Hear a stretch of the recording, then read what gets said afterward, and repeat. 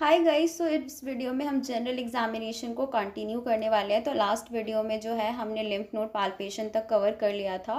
तो जिन लोगों ने भी वो वीडियो नहीं देखी है फटाफट से जाके वो वीडियो देख कर आओ, फिर ये वाला वीडियो देख लो। दोनों वीडियो देखने के बाद तुम्हारा जो है पूरा प्रिपेयर हो जाएगा जनरल एग्जामिनेशन वाइवा के प्रोस्पेक्टिव से। और बीच बीच में मैं तुम लोग को ये भी बताती रहूँगी कि वाइवा में एग्जैक्टली क्या क्या क्वेश्चंस पूछे जाते हैं जिस पे तुम लोग को ज़्यादा फोकस करना है। तो चलिए स्टार्ट करते हैं। तो आज हम लोग स्टार्ट करने वाले हैं अपर लिम्ब एग्जामिनेशन से। तो अपर लिम्ब एग्जामिनेशन में जो है आपको जो अपर लिम्ब एग्जामिनेशन स्टार्ट करना है, फर्स्टली जो है आपको नेल देखना है। दोनों हैंड्स के पेशेंट का जो है दोनों हाथों को कहना है कि हाँ आप आगे की तरफ करो, और आपको ना उसके नाखून देखने हैं, ठीक है, कि कैसे हैं। तो उसमें क्लबिंग वगैरह तो नहीं है। तो आपको क्लबिंग से बहुत ज़्यादा क्वेश्चन पूछा जाता है कि क्लबिंग क्या है, क्लबिंग के कॉसेस क्या हैं। एटलीस्ट आपको 5-6 कॉसेस तो बता के आने ही पड़ेंगे, ठीक है ना। ये बहुत ही इंपॉर्टेंट होता है कि आप बताओ ये। तो ये जो क्लबिंग जिन लोगों में प्रेजेंट होती है वो इंडिकेट करता है कि उस पर्सन को मल्टी सिस्टमिक डिसीज़ है ना। तो उसमें आपके जो एग्जाम्पल्स हैं कि कहाँ कहाँ पे क्लबिंग मिलती है उसको रट्टा करना है कि लंग कैंसर में मिलता है। तो आपको ना अलग अलग सिस्टम के अकॉर्डिंग याद होना चाहिए कि रेस्पी में क्या कॉसेज हैं, उसके बाद कार्डियक में क्या कॉसेज हैं, जीआई के क्या कॉसेज हैं, क्योंकि इसी तरह से क्वेश्चन पूछे जाते हैं। तो अगर कोई आपसे पूछा जाता है कि रेस्पी के क्या कॉसेज है, तो आप बताओगे लंग कैंसर है, ब्रोंकिक्टेसिस है, लंग एब्सेस है, इंटरस्टिशियल लंग डिसीज़ है। उसके बाद आपका आ जाएगा कि हाँ कार्डियक वाले में क्या कॉसेज है। तो कार्डियक वाले में जो हमारा कॉज है that is your infective endocarditis है, साइनोटिक हार्ट डिसीज़ है। जितने भी हमारे जो कंजेनाइटल प्रॉब्लम होती है हार्ट की, उसमें मोस्टली में तुम लोगों को मिलता है क्लबिंग। सीलियक डिसीज़ है उसमें मिलता है, ठीक है ना। इन्फ्लेमेटरी बाउल डिसीज़ है जैसे क्रोन्स डिसीज़ है, अल्सरेटिव कोलाइटिस है, तो दोनों में ही मिलता है। लिवर सिरोसिस में मिलता है, हाइपरथायरॉयडिज्म में मिलता है। तो इतना तुम लोग अगर बता के आ जाते हो तुम लोग का काम हो जाएगा। Next type the patient has clubbing, suppose कि पेशेंट हैज़ क्लबिंग और not, you have to do the window sign. तो उसके लिए ना हम लोग विंडो साइन चेक करते हैं। तो उसमें हम क्या करते हैं कि पेशेंट को जो है ask the patient to face the nail of each finger in the front of nail of each finger in the another hand. तो जैसे तुम लोगों को मैं दिखा रही हूँ कैसे करना है। आपको ना पेशेंट को बोलना है कि वो अपनी फिंगर्स को इस तरीके से जो है रखे, ठीक है ना। जो सारी फिंगर को रखे, ये नहीं कि सिर्फ आप एक फिंगर से देखोगे, आप चारों फिंगर्स का देखो, ठीक है ना। लिटिल फिंगर का, मिडिल फिंगर का, रिंग फिंगर का, सबका दिखना है। फिर ऐसा करने के बाद आपको जो है जैसे यहाँ पे लिखा हुआ भी है देखो कि index finger of the right hand को index finger of the left hand के सामने फेस करना है। ऐसा करने के बाद आपको ऑब्जर्व करना है कि क्या उसके बीच में कोई विंडो बन रही है या नहीं बन रही है। नॉर्मली क्या होता है कि आपका विंडो रहता है, जैसे यहाँ पे देखो एक छोटा सा डायमंड साइन भी कुछ लोग कहते हैं कि डायमंड जैसा बन जाता है, तो ये नॉर्मल है। लेकिन अगर क्लबिंग रहेगी तो क्योंकि स्ट्रेट हो जाती है बहुत ज़्यादा नील, तो उसमें क्या होता है कि कोई भी विंडो साइन या डायमंड जैसा आपको कुछ नहीं दिखेगा। उसके बाद हम बात करते हैं ब्लूइश नील की। उसके बाद आपको देखना है कि हाँ उसके नेल्स नीले तो नहीं पड़े हुए, ऐसा साइनोसिस में होता है। हाफ एंड हाफ नेल होता है, ठीक है, कि वाइट प्रॉक्सिमल जो है वो आपका वाइट है, प्रॉक्सिमल वाला पार्ट वाइट है और डिस्टल वाला ब्राउन है ना। बॉडी के से डिस्टल है, ये दूर है, तो इंडिकेट करता है कि उसको सीकेडी हो सकता है, क्रोनिक किडनी डिसीज़ हो सकती है। जो वाइट नील होता है उसको हम बोलते हैं ल्यूकोनाइशिया। ल्यूकोनाइशिया जो होता है उसकी कॉसेज क्या होते हैं, वो इंडिकेट करता है कि पेशेंट को लिवर सिरोसिस या हाइपोएल्बुमिनीमिया हो सकता है, ठीक है। स्पून शेप नील कहाँ पे मिलती है, क्वाइलोनाइशिया के बारे में तुम लोगों ने सुना होगा, तो वो जो है आयरन डेफिशिएंसी एनीमिया में हमें मिलता है। स्प्लिंटर हैमरेज क्या होता है, स्प्लिंटर हैमरेज होता है कि बीच बीच में ऐसे लाल लाल लाल सा मिलेगा तुम्हें, है ना। तो वो इंडिकेट करता है कि ट्रॉमा या तो चोट वोट लग गई है, या एसएलई हो सकता है, या इन्फेक्टिव एंडोकार्डाइटिस भी हो सकता है। Separation of nail from the nail bed, अब कुछ लोगों को क्या होता है कि जो नेल्स है वो नेल बेड से सेपरेट ही हो गया, गायब ही हो गया, ठीक है ना, उसे बोलते हैं। तो इसमें जो इंडिकेट होता है कि क्यों ऐसा हुआ, वो हो सकता है चोट लग गई हो, नेल्स निकल गया हुआ था, है ना, या ऐसा हो सकता है सोरियासिस में मिलता है और लाइकन प्लेनस में मिलता है इन्फेक्शन में। उसके बाद हम देखेंगे कि भाई जो dorsum of the both hand, पीछे से देखेंगे, है ना। नेल्स हम लोगों ने देख लिया, अब हम देखेंगे कि जो उसका पेशेंट का जो डोर्सम वाला पार्ट है हैंड का, उसमें कोई दिक्कत तो नहीं है। तो उसमें देखेंगे कि उसको मसल वास्टिंग तो नहीं है ना, कोई स्कार्स वगैरह तो नहीं है, कोई मतलब सर्जरी हुई हो, चोट लगी हो, ट्रोमेटिक स्कार हो सकता है तो हम उसको देखेंगे। इंटरऑसियस मसल बास्टिंग वगैरह मिल सकती है तो हम उसको देखेंगे। उसके बाद पेशेंट का हम दोनों palm of the both hand देखेंगे, फिर पेशेंट के हाथ को हम आगे की तरफ से देखेंगे, है ना, कि कहीं लाल तो नहीं पड़ा हुआ। लाल का क्या मतलब है? लाल का मतलब है कि पेशेंट को लिवर सिरोसिस, थायरोटॉक्सिकोसिस, आरे रिमेटॉइड अर्थराइटिस, हाइपर कैप्निया, पॉलीसाइथेमिया या प्रेगनेंसी में ऐसा पॉसिबल है, ठीक है ना।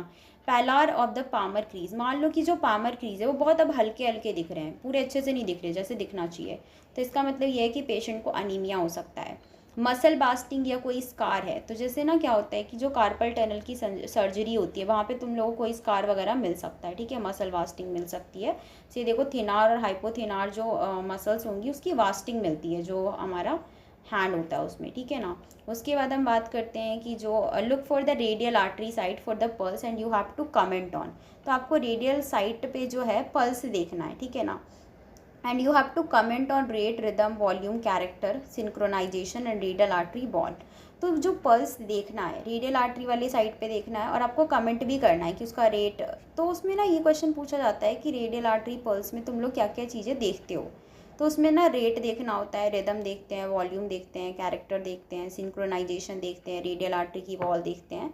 तो रेट में एग्जैक्टली जो है ये पूछा जाता है कि रेट, नॉर्मल रेट क्या होता है, तो 60 to 100 बीट्स पर मिनट होता है, ठीक है ना। कहाँ पे चेक करते हैं, कैसे चेक करते हैं, तो आपको क्या करना है, रिंग, मिडल और इंडेक्स फिंगर फ्लेक्सर सरफेस पे हम लोग रखते हैं रिस्ट के रेडियल बॉर्डर पे। ये रेडियल बॉर्डर है ना, ये रेडियल बॉर्डर है और ये अल्नर बॉर्डर है, तो आपको रेडियल बॉर्डर पे रखना है। अगर अल्नर बॉर्डर पे रख दिया तो घोर बेइज्जती है तुम लोगों की, ठीक है ना। Then you have to count the rate, उसके बाद रेट को काउंट करना है, एक पूरे मिनट के लिए काउंट करना है। ये भी पूछा जाता है कि कितने टाइम के लिए करते हैं, तो बताना है 1 मिनट के लिए करते हैं। If it was normal, normal 60 to 100 होता है, अगर उससे ज़्यादा है 100 से तो टेकीकार्डिया है। फिर वो पूछेंगे टेकीकार्डिया कहाँ कहाँ मिलता है, तो बताना है कि हाँ एंजाइटी में मिल सकता है, अनीमिया में, फीवर में, थायरोटॉक्सिकोसिस में, फियोक्रोमोसाइटोमा में।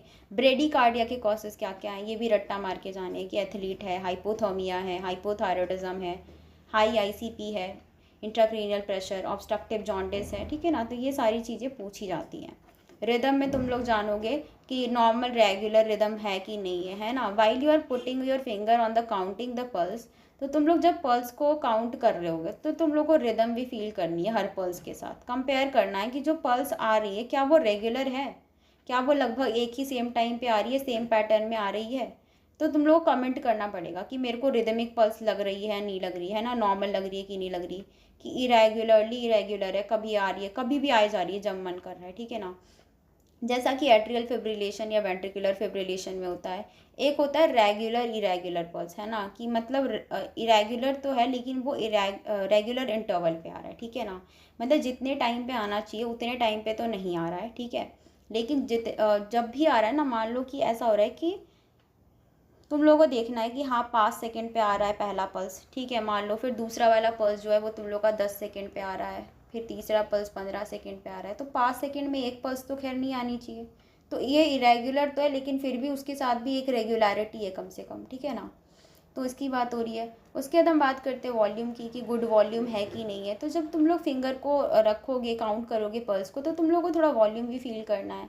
कमेंट करोगे मेरे को गुड वॉल्यूम लग रहा है कि नहीं लग रहा, लार्ज वॉल्यूम तो नहीं लग रहा, कुछ भी। अनीमिया में लार्ज वॉल्यूम होता है, तो कॉसेस बेसिकली तुम लोगों को बताने हैं। देखो इतना तो तुम पता नहीं कर पाओगे कि वॉल्यूम कैसा है, ज़्यादा है कम है, ठीक है, लेकिन लार्ज वॉल्यूम के क्या कॉसेज हैं, अनीमिया है, थायरोटॉक्सिकोसिस है, प्रेगनेंसी है। स्मॉल वॉल्यूम के पल्स के कॉसेज क्या है, हार्ट फेलियर है, एओर्टिक स्टेनोसिस है, माइट्रल स्टेनोसिस है। तो ये याद करना। बाकी कैरेक्टर हम लोग देखते हैं, स्पेशल कैरेक्टर कोलैप्सिंग पल्स बहुत इंपॉर्टेंट है, वाटर हैमर पल्स होता है। इसमें हम क्या करते हैं, पेशेंट को हम पूछते हैं कि मतलब ask the patient if he has any pain in the upper limb, कि उसको अपर लिम में कोई दर्द तो नहीं है, ठीक है ना। उसके बाद हम लोकलाइज करते हैं ब्रैकियल आर्टरी की पल्स को and put your finger there, वहाँ पर हम अपने फिंगर्स को रख देते हैं। दूसरे हाथ से हम क्या करते हैं, उसके रिस्ट जॉइंट को हम लाइक पकड़ते हैं by your finger above the radial artery के ऊपर से। फिर हम सडन एलिवेशन कर देते हैं अपर लिम का। और फिर अगर तुम लोग पालपेट करते हो और तुम लोग को स्ट्रॉन्ग पल्स मिलती है, इसका मतलब वो पॉजिटिव कोलैप्सिंग पल्स है। और वो कब कब मिलता है, एओर्टिक रिगर्जिटेशन में, अनीमिया में, फीवर में, थायरोटॉक्सिकोसिस में, प्रेगनेंसी में। देखो इतना ये करके नहीं दिखवाया जाता है, लेकिन तुम लोग को पता होना चाहिए कि हाँ कोलैप्सिंग पल्स कहाँ कहाँ मिलता है। शायद स्टेप्स भी ना पूछे जाएँ, ठीक है, लेकिन एटलीस्ट ये पता होना चाहिए कि हाँ कहाँ कहाँ पे हम लोगों को कोलैप्सिंग पल्स मिलेगा। तो किस तरह से करते हैं यहाँ पे देखो दिखाया भी गया है कि कैचिंग और ब्रैकियल आर्टरी करोगे यहाँ से फिंगर से, ठीक है। दूसरे हाथ से क्या करोगे, उसके हाथों को ऐसे पकड़ लोगे जैसे हाथ रिस्ट जॉइंट से, ठीक है ना। उसके सडन एलिवेशन करोगे, फिर उसके बाद देखोगे कि ये पल्स कैसा आ रहा है। अदर टाइप ऑफ पल्स भी आता है। तुम लोग को ना टाइप ऑफ पल्स पूछा जाता है कि टाइप ऑफ पल्स क्या है, ठीक है। तो वाटर हैमर पल्स है, पल्सर स्टारडस है। पल्सर स्टारडस कहाँ मिलता है, स्लो राइजिंग पल्स होती है ना, स्लो वाली जो होती है। तो अकर इन द एओर्टिक स्टेनोसिस, तो वो एओर्टिक स्टेनोसिस में मिलता है। एक होता है पल्सस पैराडॉक्सस, मतलब जैसे पल्स होनी चाहिए उससे पैराडॉक्स है, मतलब कुछ गलत हो रहा है, ठीक है ना। तो decrease of the blood pressure more than 10 mm of Hg during inspiration. तो नॉर्मली क्या होता है कि इंस्पिरेशन के टाइम पे आपका बीपी जो है वो 10 mm ऑफ Hg तक मतलब हो सकता है डिक्रीज, लेकिन अगर उससे ज़्यादा डिक्रीज हो रहा है इसका मतलब पल्सस पैराडॉक्सस है, ठीक है ना। तो इस ये किस में होता है, एक्यूट सिवियर अस्थमा में, पेरिकार्डियल टैम्पोनार्ड में, कंस्ट्रक्टिव पेरिकार्डाइटिस में। पल्सस बिस्फ्रिंजेस क्या होती है, पल्सस बिस्फ्रिंजेस जो होती है that is double systolic pulsation होती है, कैरोटिड पे फील होती है, ठीक है ना। Combined aortic regurgitation and aortic stenosis at the same time उसमें तुम लोगों को मिलता है। तो 22 से याद रखोगे कि हाँ इसमें दो तरह के फीचर जो हैं वो हम लोगों को मिल रहे हैं। उसके बाद हम सिंक्रोनिसिटी देखते हैं कि हम बोलते हैं ना कि कोई भी चीज़ सिंक्रोनस है कि नहीं। सिंक्रोनस मतलब एक साथ हो रही है कि नहीं हो रही, ठीक है ना। तो सिंक्रोनाइजेशन कैसे देखोगे, right and left radial artery, मतलब दोनों ही हाथों के रेडियल आर्टरी की पल्स को साथ में देखोगे, ठीक है ना। साथ में देखोगे तो देखना है कि क्या दोनों में एक साथ पल्स फील हो रही है। नॉर्मली जो है सेम टाइम पे फील होनी चाहिए, लेकिन अगर अलग अलग टाइम पे फील हो रही है इसका मतलब जो पल्स है वो सिंक्रोनस नहीं है। Synchronise between radial artery and femoral artery, तो इसको क्या बोलते हैं, इसको रेडियो रेडियल डिले रेडियो जो आपका रेडियो रेडियल डिले होता है और एक होता है रेडियो फेमोरल डिले, ठीक है ना। तो रेडियो रेडियल डिले का मतलब है कि दोनों हाथों में जो है डिले, मतलब एक डिफरेंस है कहीं ना कहीं पल्स में, ठीक है ना। एक होता है radio femoral delay. Radio femoral delay मतलब कि रेडियल आर्टरी और फेमोरल आर्टरी उन दोनों की पल्स में कोई डिले तो नहीं है। तो उसके लिए क्या करना है, कंप्रेशन करना है रेडियल आर्टरी पे, और एक हाथ से क्या करना है, रेडियल आर्टरी पे हाथ रखना है, और दूसरे हाथ को तुम्हें जो है फेमोरल आर्टरी पे रखना है। फिर दोनों में पल्स फील करनी कि सेम टाइम पे फील हो रहा है कि नहीं हो रहा, ठीक है ना। तो रेडियो फेमोरल डिले अगर होता है, मान लो तुम लोगों को मिल गया, तो इसका क्या मतलब है, इसका मतलब है कोएक्टेशन ऑफ एओर्टा। तो तुम लोगों से इतना ही पूछा जाएगा भाई रेडियो फेमोरल डिले क्या है। उसके बाद तुम लोगों से पूछा जाएगा कि इसके क्या कॉज हो सकते हैं। मान लो रेडियो फेमोरल डिले तुम्हें मिल गया, तो वहाँ पे उस पेशेंट में तुम्हें नहीं ही मिलेगा, मिल भी गया तो कोई फ़र्क नहीं पड़ रहा क्योंकि तुम्हें पता भी नहीं चलेगा। रेडियल आर्टरी वॉल देखोगे कि किस तरह से जो रेडियल आर्टरी है कैसी लग रही है, फील करने पे कैसी लग रही है, कॉर्ड लाइक तो नहीं लग रही। कॉर्ड लाइक किस में लगती है, कॉर्ड लाइक मिलती है एथेरोस्क्लेरोसिस में, ठीक है ना, एथेरोस्क्लेरोसिस में मिलती है। नेक्स्ट वन इज़ कि ये आपको जो है पेशेंट का बीपी वगैरह लेना होता है, तो ask the permission from the examiner.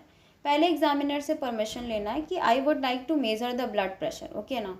उसके बाद तुम लोग मेज़र करना स्टार्ट करोगे। कहाँ पे करते हैं, ऑफकोर्स तुम लोगों को पता होगा ब्रैकियल आर्टरी पे करते हैं, medial aspect of cubital fossa में।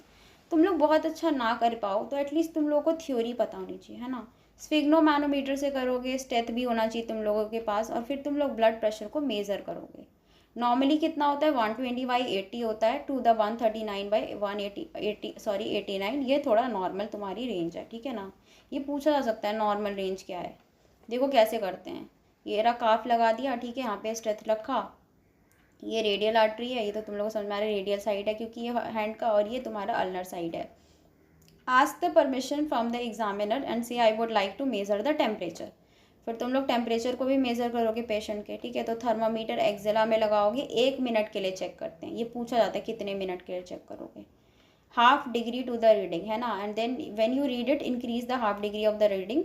नॉर्मल टेम्परेचर कितना होता है, दैट इज़ 36.5 टू 37.5 कहते हैं कुछ लोग, 36.2 टू 37.5 भी कह देते हैं, ठीक है ना। तो कुछ बोल सकते हो, नो प्रॉब्लम।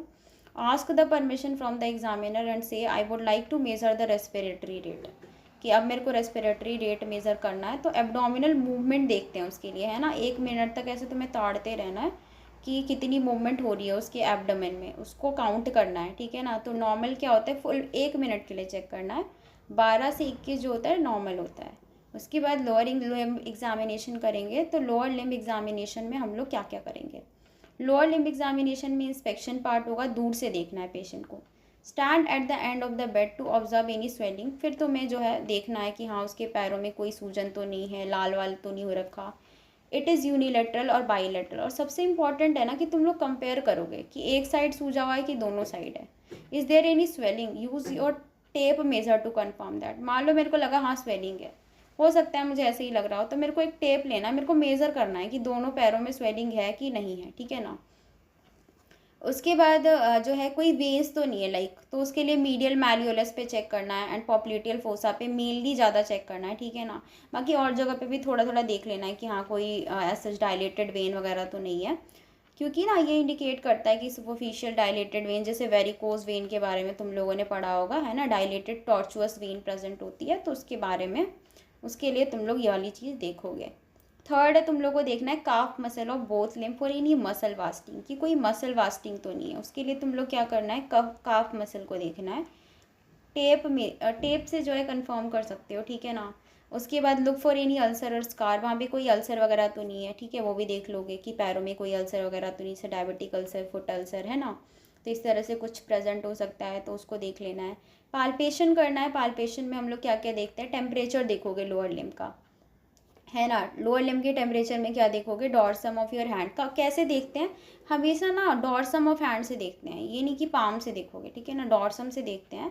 डिस्टली स्टार्ट करोगे and compare it with the proximal part, है ना, डिस्टली पीछे से स्टार्ट किया, फिर आगे गए और उसको चेक किया कि हाँ बराबर है कि नहीं है। Then compare between the right and left lower limb. उसके बाद क्या करना है, कंपैरिजन बहुत इंपॉर्टेंट चीज़ है, कि राइट एंड लेफ्ट साइड पे कंपेयर करते हुए चलना है कि क्या दोनों जगह पे हर चीज़ सेम है नहीं है, क्योंकि बॉडी में दो साइड है ना, तो दोनों पे फोकस करना है। Next is the ask the patient if he has pain in his limb. उसके बाद पेशेंट से पूछना है कि हाँ उसको कोई दर्द वगैरह तो नहीं है। Then check if there is any tenderness in his calf muscle. उसके बाद हल्का सा प्रेस करके देखना है काफ मसल में उसके, कि उसको कोई दर्द वगैरह तो नहीं हो रहा है ना। थर्ड क्या है कि if there is lower limb swelling, मान लो एडिमा है, you have to make sure कि एडिमा है या नहीं। ये नहीं कि देख के तुम लोगों ने बोला हाँ मेरे को तो सूजन लग रहा है, तो पिटिंग है। फिर ना उसके बाद ये भी पूछा जाता है कि हाँ पिटिंग है कि नॉन पिटिंग है, by pressing with your thumb in the junction between lower 1/3 and upper 2/3 of the leg. तो कहाँ पे देख सकते हो, एक तो वहाँ पे देख सकते हो लोअर 1/3 एंड अपर 2/3 पे देख लो, एंड ऑब्जर्व इट की depression at the side of your thumb press. तो थंब को जो है प्रेस करके रखना है, फिर देखना है कि कितना जो है मतलब वो ऐसे अंदर की तरफ चला गया या नहीं चला गया, कोई पिट टाइप बन गया है कि नहीं बन गया। अगर बन रहा है तो वो पिटिंग एडिमा है, ठीक है ना। इसके ना अकॉर्डिंग एक स्कोरिंग भी होती है, उसमें बताते हैं कि +1 होगी जब 2 mm डिप जाएगा, 4 mm जाएगा तो 2+ है, 6 mm में 3+ देंगे, 8 mm में 4+ देंगे। लास्ट में क्या होता है, ask the permission from the examiner to do the examination of inguinal lymph node. उसके बाद तुम लोग क्या करोगे, इंग्वाइनल लिम्फ नोड का एग्जामिनेशन करोगे, ठीक है। उसमें तुम लोग बोलोगे कि हाँ I would like to examine the inguinal lymph node. तो इंग्वाइनल लिम्फ नोड में फेमोरल लिम्फ नोड जो है वो आपको मेनली चेक करना है कि हाँ कोई फेमोरल लिम्फ नोड इन्लार्जमेंट तो नहीं है, ठीक है ना। तो इतना तुम लोगों को करना है, मतलब जनरल एग्जामिनेशन में ओवरऑल जो हमें ऊपर से नीचे तक करना था, तो सब कुछ हम लोगों ने डिस्कस कर लिया है। तो अगर आप लोगों ने फर्स्ट और सेकेंड पार्ट देख लोगे तो ऑलमोस्ट तुम लोगों का काम हो जाएगा वाइवा में। बाकी वीडियो कैसी लगी कमेंट में ज़रूर बताना, and thanks for watching my video. Bye bye.